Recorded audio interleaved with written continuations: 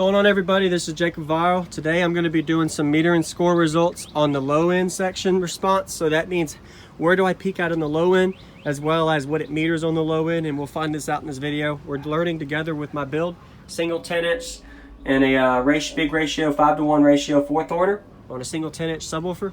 So I already posted a video with what I metered on the high output. Now we're going to find out what it meters on the low output. So go ahead and give this a like already if you haven't. Appreciate you guys watching. Before I do this, just want to say a quick tip. If you guys ever do go in on the low end response, what I mean by that is I have two peaks. I have a high peak and a low peak. My high peak was a 42 hertz sealed, or 44 hertz window down, as y'all saw in the previous video if you watched. If you haven't, go watch it. So I'm going to change my subsonic for the low end, because on 4th orders you don't really know where your low peak is 100%. Let me see if I can find it. It should be over here somewhere. Sorry, unplanned. Anyway, but you should always have some kind of subsonic adjustment whenever you're trying to find your low end base peak. So it's best to start with, I lost it. I had a gauge back here. Sorry about that. But where I actually turned my subsonic down with. But anyway, I should have it somewhere. I'll find. Oh, here it is. I got it right there. It's a little gauge. It works. But I'm going to turn my subsonic off. The reason I suggest this when you're metering your low end is because what happens is your subsonic is cutting off your lower frequencies. And what happens if I'm peaking at, say, 20 hertz? But with the subsonic being up high, it's cutting off some of that power, so it's going to show a higher peak. So I turn my subsonic off just for this test to find out where my low peak is. So you'll learn this in this video too. Hopefully this taught you guys something too. So you might actually get louder on the meter by adjusting your subsonic. So there's a video I've made on subsonic as well. So, but that's not for this video. But that's what I'm going to find out with this video, is what I meter on the low end. Here we go. Let's have some fun. This is going to be fun for me too, because I've never done it. So thanks for watching, everybody. I'm learning as I go, just like you guys are with me. Every video I try to do some kind of teaching concept so everybody can learn something every video. So whether you watch a video, the title says something, I'm trying to teach something different in every video. All right, so let's get going. So I got my meter on. Let's set my volume to 20. And I'm going to try doing some tests with the door closed, window down first, find out what my lows are peaking at. So we'll find that out first. All right, 20 hertz, 20 to 50 hertz. Here we go. What the heck? Whoops. All right, well guys, I probably shouldn't have done that. I had my volume up on that. Whoops. I just full sent that sucker at 20 hertz. Oh gosh, that was scary. So if anybody watching, don't ever, always check your volume before you start. So I didn't have it at 20, I had it at 45, so full sent at 20 hertz. Whoops, let me go check my sub real quick before I do anything. I had my subsonic off going full tilt, which is pretty scary. So I heard like a bottoming out sound. I'm just gonna go look at it real quick before I start. It sounds like it's good. I don't smell anything. Looks fine. Yeah. Anyway, but yeah, if y'all heard that or not, it was bottoming out at 20 hertz. So, all right, let's find out real quick. Again, what it's doing. Sorry about that, everybody. All right, bass knob up. 20 hertz, we'll find out.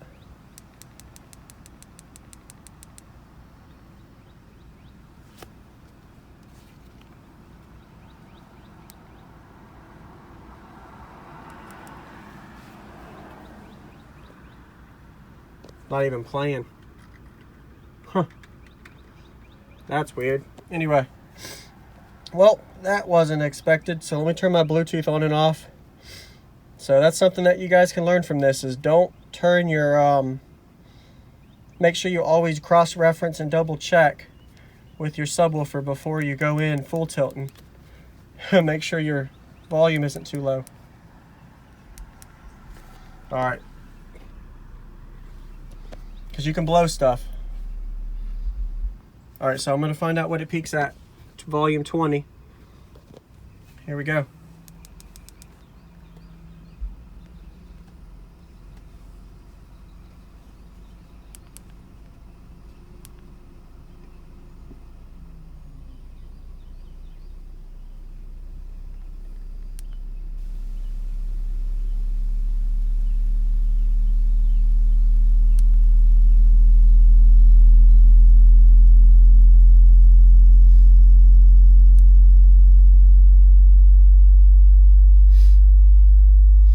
right, so my peak continually rose, but I noticed it stopped at 28 hertz. So 28 hertz is probably my peak on the low end.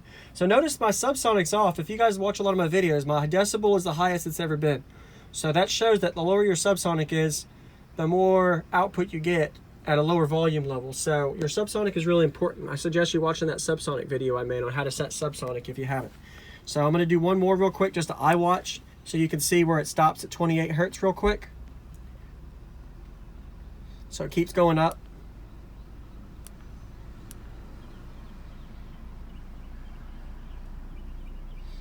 So it looks like it's peaking at 28, 29, and then it goes to 31. So now we're gonna try door open. All right, so we'll find out how it does different door open.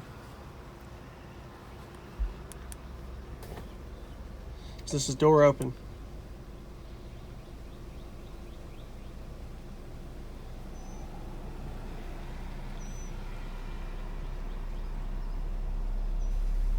So it looked like 26 hertz, 28 hertz, and then it goes up from there.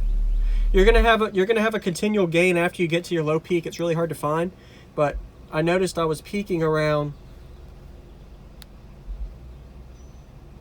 23.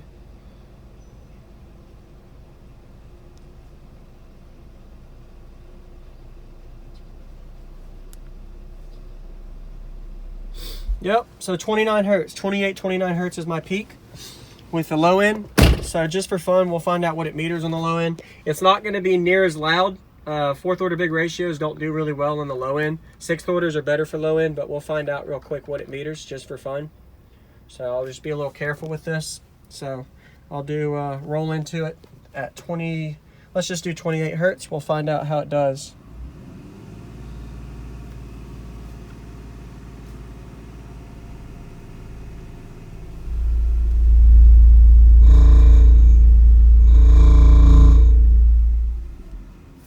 So it doesn't like the lows. So this is a good example for you guys to see that my sealed section is too big for the lows. So I literally went down 20 some dB on the low end because of the sealed section is too big. So this is the main thing that I do sacrifice being inverted, is with my sealed section being so big. 1.1 is really big for fourth order. So my sealed section doesn't have good cone control. So my lows are really, really bad, as you guys can see here. So I don't have good cone control. I don't have any form of pretty much just cone control. That's the way I can explain it. My sealed section's too big, which leads to no cone control, which leads to lower output for the low end response. So your sealed section, if you're a fourth order person, if your sealed section is too big, your lows are going to be really bad. So it's not an embarrassing moment there, doing only a 128 dB at 28 hertz on the lows. That's just showing you that my sealed section's too big, or I'm doing something wrong. Maybe you guys can give me some comments in this comment section to teach me something, because I'm learning too. So that goes into me going back to the drawing board, doing some adjustments maybe. If I want to gain lows, I may need to shrink my port area as well, because my port area is really big, so I don't have good cone control, not just with the box, but also with the port. So my port right now is right at around 75–80% of the cone area, which leads to no lows, which makes 100% sense that I'm not getting low end response right now with this, because of the fact that my box is kind of built almost like a Burt bass box. So my musical range is only like 35 hertz, 30 hertz up to like 55 hertz right now. It's not as good a bandwidth with big ratios. So this is another thing I was talking about with my ratio concept, is my sealed section is too big, as well as my port area is too big. So I don't really have that low end control response like I did in that video, if you guys didn't watch, where I was playing 15 hertz full tilt, no issues.